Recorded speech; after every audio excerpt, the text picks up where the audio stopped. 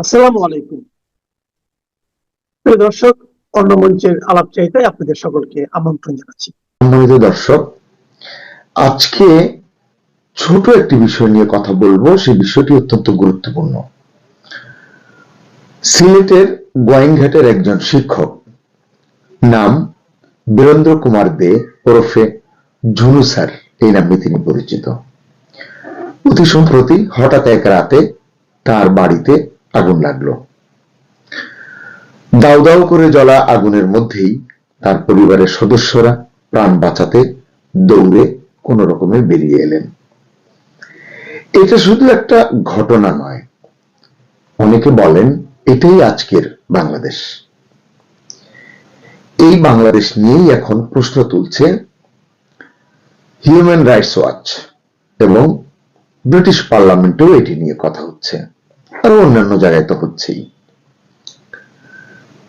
ঝুনু স্যারের বাড়ির আগুনের ভিডিও শেয়ার করেছেন অমিত মালব্য নামে একজন, আর স্থানীয়রা এই ঘটনার পূর্ণাঙ্গ তদন্তের দাবি জানিয়েছেন, দাবি তুলেছেন। তবে এখনো পর্যন্ত জানা যায়নি এই ঘটনায় কারা জড়িত, কেন এমনটি হয়েছে। বরং প্রশ্ন করতে পারি যে এই যে আগুন লাগলো, বিভিন্ন জায়গায় লাগে, অনেকের বাড়িতে আগুন দিয়ে পুড়িয়ে দেয়া হয়, এগুলো কি বিচ্ছিন্ন ঘটনা? হিউম্যান রাইটস ওয়াচ বলছে বাংলাদেশে ভোটের আগে নারী ও ধর্মীয় সংখ্যালঘুদের উপর হামলা বেড়েছে। হিন্দু হত্যা, বাড়ি এবং মন্দিরে আগুন, এসব যেন নিয়মিত ঘটনা হয়ে উঠেছে, এটি তারা বলছে।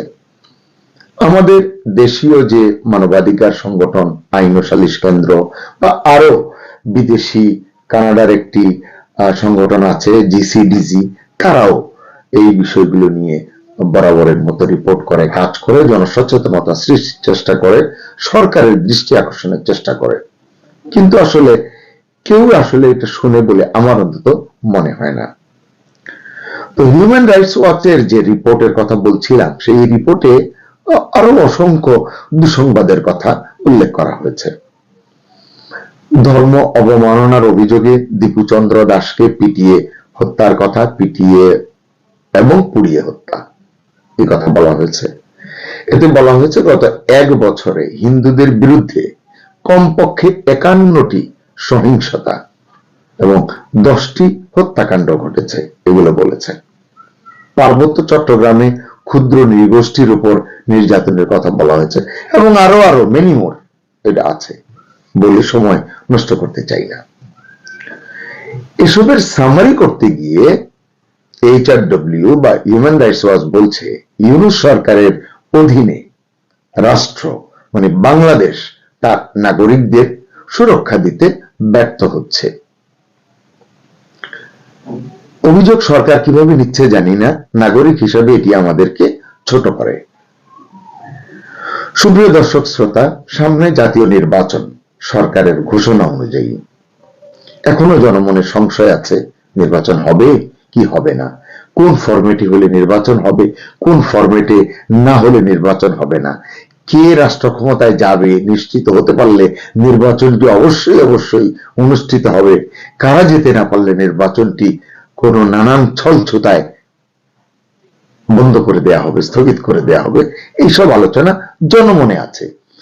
আমি মনে করি এই নির্বাচন নিয়ে সরকারের একজন লোক প্রধান উপদেষ্টা প্রেস উইং থেকে বলেছেন যে নির্বাচন হবে কি হবে না এই নিয়ে যারা সংশয় সন্দেহ ছড়াবে তারা তাদের মনিটরিং করছেন। আমি তাদের বলবো, আপনারা এইসব মনিটরিং করে সময় নষ্ট না করে বরং এই কথাগুলো মানুষ কেন বলে, মানুষের মনে কেন এই সন্দেহগুলো জাগ্রত হয়, সেটিকে অ্যাড্রেস করুন। তাহলে আর মনিটরিং এর কষ্ট করতে হবে না, এবং নিজেদেরকে গরম বড় গলায় গলা ফুলিয়ে স্টেটমেন্ট দিতে হবে না। একদিন আগেও হবে না, একদিন পরেও হবে না, 12 তারিখে নির্বাচন হবে, মানে এত করে বলবার আসলে কোনো ব্যাপার নেই। শুধু বাংলাদেশে নয়, বিশ্বের অনেক দেশেই নির্বাচন হয়, কেউ এত গলা ফুলিয়ে কথা বলে না, শুধু আমরাই এগুলো বলি। তা আমাদের আসলে আমরা নাকি অনেক উন্নতি করছি, গত 16-17 মাসে নাকি দেশ অনেক উন্নতি প্রত্যক্ষ করছে, যা গত 54 বছরে করেনি। বেশ ভালো। তাহলে এই যে উন্নত বিশ্বের স্বভাব অভ্যাস, এগুলো আসলে রপ্ত করা দরকার বলে আমরা মনে করি। শুধু অন্যকে জ্ঞান দেয়া যাবে, নিজেরা জ্ঞান আহরণ করা যাবে না, এটি আসলে কোনো ভালো সমীকরণ নয়, ভালো কথা নয়। যাই হোক, সামনে জাতীয় নির্বাচনের কথা বলছিলাম। তো এই নির্বাচনের আগে যে অসংখ্য ঘটনা ঘটছে, কিন্তু সরকারকে, দেশকে সতর্ক বা সচেতন করতে পারছে না। মানে এই ঘটনাগুলো, যে ঘটনাগুলো জাতিকে ছোট করে, সরকারকে হেয় করে, এগুলো এই সরকারকে সচেতন করতে পারছে না। তালিকা দিয়ে সময় নষ্ট করে লাভ আছে? মনে হয় না। কারণ আপনারাই জানেন, অতি সাম্প্রতিক যদি কয়েকটি বলি, এই যে শরীফ ওসমান বিন হাদি হত্যাকাণ্ডের কথা, দীপুচন্দ্র দাসের কথা তো বললাম, পিটিয়ে পুড়িয়ে হত্যার কথা, ঢাকায় আজিজুর রহমান মুসাব্বির নামে একজন রাজনৈতিক নেতাকে গুলি করে হত্যা, চট্টগ্রামে একজন জামাত কর্মী নিহত হয়েছেন, গাজীপুরে এনসিপি নেতাকে গুলি করা হয়েছে, শরীয়তপুরে হাত বোমা বিস্ফোরণে 3 জনের মৃত্যু হয়েছে, কেরানীগঞ্জে মাদ্রাসায় বিস্ফোরক উদ্ধার করা হয়েছে, বসুন্ধরায় মব তৈরি করে পিটিয়ে একজন আইনজীবীকে হত্যা করা হয়েছে, দামুড্ডায় ব্যবসায়ী খোকন চন্দ্র দাসকে কুপিয়ে এবং পুড়িয়ে হত্যা করা হয়েছে, লক্ষ্মীপুরে তালা দিয়ে ঘরে আগুন লাগিয়ে বাড়ি পুড়িয়ে সেই আগুনে একটা শিশুর মৃত্যু হয়েছে। এরকম অনেক আছে আসলে। তো যেহেতু অনেক আছে, সঙ্গত কারণেই প্রশ্ন উঠছে, এই পরিবেশ কি জাতীয় নির্বাচন হবার পরিবেশ? এই পরিবেশে কি ভোট হতে পারে? প্রধান নির্বাচন কমিশনার বলছেন ঠিক হয়ে যাবে। আরো 2 মাস 3 মাস আগে থেকেই তিনি বলছেন তফসিল ঘোষণার পরে ঠিক হয়ে যাবে। তফসিল ঘোষণার পরের দিনই হাদি হত্যাকাণ্ড হয়েছে এবং এরপরে নানান ছুতায় এক একটা ঘটনা ঘটছে। আইন শৃঙ্খলা রক্ষাকারী বাহিনীর দায়িত্বপ্রাপ্তরা, আইজিপি বলুন বা কমিশনার বলুন, তারা বলছে যে না, এটা কোনো ব্যাপার না, এগুলো ঠিক হয়ে যাবে। আসলে যার যায় সে বোঝে, তাদের যায় না বলে হয়তো তারা বিষয়টিকে সেভাবে উপলব্ধি করেন না, অনুধাবন করেন না, আমার মনে হয় আর কি।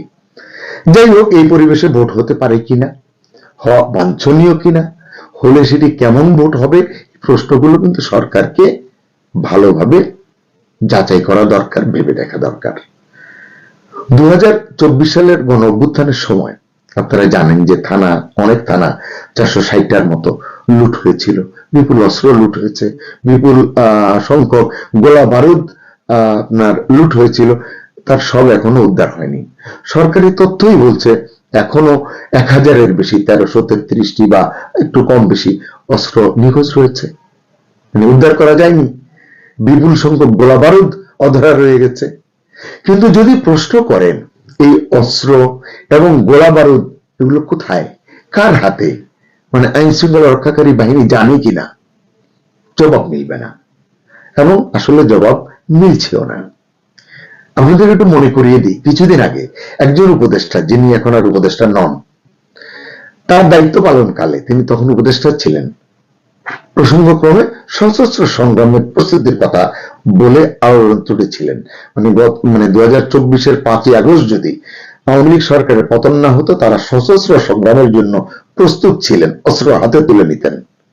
তার মানে প্রশিক্ষণ তো তাদের আছেই। কিন্তু এই ঘটনায় এত বড় একটা কথা, একজন দায়িত্বশীল ব্যক্তি, মানে সংবিধান সুরক্ষার শপথ নিয়ে যিনি রাষ্ট্রীয় দায়িত্বে আসীন হয়েছেন, তাকে নিয়ে না সরকার, না আইন শৃঙ্খলা রক্ষাকারী বাহিনী, না আমাদের মিডিয়া, না আমাদের সুশীল সমাজ, আজকাল ব্যঙ্গ করে সুশীলকে দেখবেন সোশ্যাল মিডিয়ায় চুচিল বলা হয়, লজ্জা কোথায় রাখবো? কেউ কোনো প্রশ্ন তোলেনি, কেউ প্রশ্ন করেনি সেই উপদেষ্টা অস্ত্র কোথায় পেয়েছেন, কোত্থেকে পেয়েছেন, এগুলো কারা দিয়েছে, কোন দেশ থেকে এসেছে, কি উদ্দেশ্যে এসেছে, সেই অস্ত্রগুলো এখন কোথায়, এগুলো কি এখনো মাঝে মধ্যে ব্যবহৃত হয়, কারা ব্যবহার করে, না করলে এগুলো কোথায়, কি অবস্থায় আছে, ভবিষ্যতে কি এগুলো কোথাও ব্যবহারের সম্ভাবনা আছে? কারণ দেশটা এখন মাশাআল্লাহ বেশ স্বাধীন। মানে এই ধরনের কথার জন্য, এই ধরনের কাজের জন্য বলে যাব, কেউ কিছু জিজ্ঞাসাও করবে না, এমনটাই মনে করেন দেশের নিরীহ নাগরিকরা। 12 ফেব্রুয়ারি নির্বাচনটা শেষ পর্যন্ত হবে কিনা এই সংশয় তো আছেই মানুষের মনে, যতই মনিটরিং এর ভয় দেখানো হোক না কেন। এবং এই হবে কি হবে না এর সপক্ষে নানান আলামতও কিন্তু দেশে বিদ্যমান, কিন্তু দেখবেন কেউ দায়িত্ব নেবে না, কেউ দায়িত্ব নেয় না, সত্যটা কখনোই সামনে আনে না। আপনারা জানেন ইতিমধ্যেই নির্বাচন স্থগিত চেয়ে হাইকোর্টে রিট করা হয়েছে একটা কারণ দেখিয়ে। রাজনৈতিক কিছু দল তো আছেই, মানে পান থেকে চুন খসলেই বলে দেবে নির্বাচন হতে পারে না, নির্বাচন হতে দেব না, নির্বাচন বর্জনের হুমকি ইত্যাদি ইত্যাদি। সরকার গঠনে অতি আশাবাদী দল বাংলাদেশ জাতীয়তাবাদী দল বিএনপিও মাঝে মাঝে সরকারের নানান কাজে অসন্তোষ প্রকাশ করে। কিছু কিছু ক্ষেত্রে সরকারের ব্যর্থতা বা তারা বলে ব্যর্থতার কথা বলতে দ্বিধাও করে না। বাংলাদেশ জামাতে ইসলামীও একই পলিসি নিয়েছে মনে হয় তারা প্রকাশ্যে বিরোধপূর্ণ কথা বলে, আবার গোপনে সরকারের সঙ্গে হাত মিলিয়ে যার যার এজেন্ডা অনুযায়ী কাজ আদায় করে নিতে ব্যস্ত থাকে।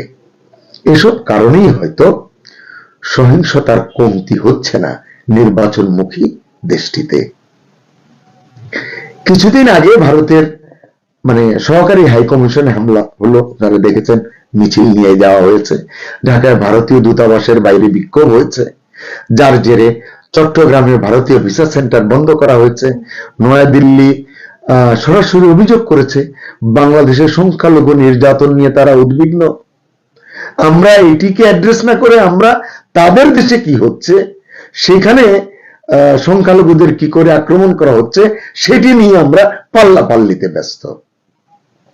কিন্তু আসলে আমাদের এই যে আমাদের উপরে যে অভিযোগগুলো করা হচ্ছে আমাদের সরকারকে বা আমাদের দেশের দিকে, আমাদের ইউনূস সরকার পাল্টা জবাবে বলছেন এগুলো অপপ্রচার, এবং দু একটি ঘটনা যা ঘটছে এগুলো বিচ্ছিন্ন ঘটনা। সাবেক একজন আইজিপি গণমাধ্যমে বলেছেন অতি সম্প্রতি আইন শৃঙ্খলায় স্থিতিশীলতা আসেনি। তিনি আরো অনেক কথা বলেছেন যেটি মনোযোগ দিয়ে পড়লে আপনিও ভয় পাবেন। যাই হোক, আমি ভয় ছড়ানোর জন্য এই কথাগুলো বলছি না, বাস্তবতা উপলব্ধি যেন আমরা সবাই করতে পারি, সেটি হচ্ছে আমার প্রচেষ্টা। তো এই আইজিপি মহোদয় যে বলেছেন যে আইন শৃঙ্খলায় স্থিতিশীলতা আসেনি, অর্থাৎ তিনি হয়তো স্পষ্ট করে বলেননি যে এই পরিস্থিতিতে নির্বাচন আসলে হওয়ার সম্ভাবনা কম বা হওয়া উচিত নয়, এভাবে হয়তো তিনি বলেননি। কিন্তু আমার কাছে যেটা মনে হয়েছে, হয়তো তার এই কথার মধ্য দিয়ে বা এরকম আরো দুই একজন আছেন এই ধরনের কথা বলেন, আমার কেন যেন মনে হয় কৌশলে নির্বাচন না হওয়ার মতো, বন্ধ করে দেওয়ার মতো, স্থগিত করার মতো কিছু উপাদান মাঠে ঘাটে ছড়িয়ে রাখা হচ্ছে, যেন চাহিদা মাত্র এই উপাদানগুলোর সদ্ব্যবহার করা যায়, নির্বাচন স্থগিত করা যায়, নির্বাচন বন্ধ করা যায়, নির্বাচন পিছিয়ে দেওয়া যায়। আরো অনেক ঘটনা আছে, আমি সেই রাজনৈতিক সম্ভাবনার কথা আজকের ভিডিওতে আলোচনা করলাম না, কিন্তু এই হেয়ালিপূর্ণ কথা, দায়িত্ব নিয়ে কেউ সত্যটা প্রকাশ না করা, এসব থেকেই আসলে এই সংশয়গুলো উৎপত্তি হচ্ছে। তো এমন প্রেক্ষাপটে, এমন গ্রাউন্ড বাস্তবতার উপর দাঁড়িয়েই আবার ব্রিটিশ পার্লামেন্টে ব্রিটিশ এমপি বব ব্ল্যাকম্যান বলেছেন বাংলাদেশে হিন্দুদের রাস্তায় হত্যা করা হচ্ছে, বাড়িঘর ও মন্দির পুড়িয়ে দেওয়া হচ্ছে, একেবারে ধরে রাস্তায় হত্যা করা হচ্ছে এটি আমি বলবো না, কিন্তু যা ঘটছে 18 কোটি লোকের দেশে বা 18 কোটি বলুন 20 কোটি বলুন লোকের দেশে একজন মানুষই বা অপঘাতে কেন মারা যাবেন, এটি তো হচ্ছে মানবিকতার আহ্বান। সেক্ষেত্রে তারা হয়তো কড়াভাবে বলেছেন। বব ব্ল্যাকম্যান কিছুদিন আগেও একটা স্টেটমেন্ট করেছিলেন, আমরা দেখেছি যে আমাদের সরকার সেটিকে অ্যাড্রেস করেনি, সেটি নিয়ে কোনো ধরনের রেসপন্স দেয়নি। বব ব্ল্যাকম্যান বলেছেন নির্বাচনে, সামনের নির্বাচন কতটা অবাধ হবে তা নিয়ে তাদের গভীর শঙ্কা রয়েছে। তারা আওয়ামী লীগের কথা বলেছেন, আওয়ামী লীগ নিষিদ্ধ হওয়ায় গণতন্ত্র প্রশ্নের মুখে পড়েছে বলে তারা স্পষ্টভাবে উচ্চারণ করেছেন। সম্ভবত 4 জন সংসদ সদস্য এটি নিয়ে কথা বলেছেন এবং তারা তাদের কনসার্ন মন্ত্রণালয়ের কাছে চিঠি দিয়েছেন, আবেদন জানিয়েছেন তারা যেন এই বিষয়টিকে টেক আপ করে এবং এটি নিয়ে যেন বাংলাদেশের সঙ্গে প্রয়োজনে কথা বলে বা মানবিকতার জায়গা থেকে তারা যেন পদক্ষেপ নেয়, এমনটি তারা বলেছেন। জানি না সেটি কি হবে। এছাড়াও আরো অনেকেই বলছেন। তবে আমার কেন যেন মনে হয় ইউনূস সরকার এসব শুনবে না বলেই যেন প্রতিজ্ঞা করে বসে আছে। ব্রিটিশ সংসদে দাঁড়িয়ে একাধিক সংসদ সদস্য স্পষ্ট করে বলছেন প্রধান দল, মানে তারা বলছে বড় দল আওয়ামী লীগকে বাদ দিয়ে নির্বাচন গণতান্ত্রিক হতে পারে না। কিন্তু আমাদের সরকার বলছে আওয়ামী লীগকে বাদ দিও, তারা একটা পার্সেন্টেজের কথা বলেছে, 30% কথা, আওয়ামী লীগকে বাদ দিয়ে নির্বাচন গণতান্ত্রিক হতে পারে না। কিন্তু আমাদের সরকার প্রধান বলছেন নির্বাচন ইউনিক হবে, নির্বাচন ঐতিহাসিক হবে, গত 54 বছরে এরকম নির্বাচন কেউ দেখেনি, পৃথিবীতেই হয়তো এরকম নির্বাচন কেউ দেখেনি, আগামীতেও হয়তো দেখবে না। এরকম অনেক কথাই কিন্তু আসলে বলা যায়। তাই ভিডিওর কলেবর বাড়াতে চাই না আজকে, আমার শরীরটাও আসলে খুব ভালো যাচ্ছে না। আসলে এই যে অভিযোগগুলো শুনছি, এই অভিযোগের তালিকা বেশ বড়। ওই যে বললাম সিলেটের আগুন থেকে ঢাকার মব, খুন থেকে অস্ত্র লুট, এই বাস্তবতার মাঝেই হিউম্যান রাইটস ওয়াচ বলছে ইউনূস সরকারের মানবাধিকার ব্যর্থতার কথা। ব্রিটিশ পার্লামেন্টে বলা হচ্ছে বাংলাদেশে গণতন্ত্র বিপন্ন হওয়ার পথে। সরকার, মানে অন্তর্বর্তী সরকার কিভাবে এসব অভিযোগ অ্যাড্রেস করছে বোঝা মুশকিল। সরকারি বয়ানে দেশে কোনো সংকট নেই, যা আছে কেবলই বিচ্ছিন্ন বিষয়।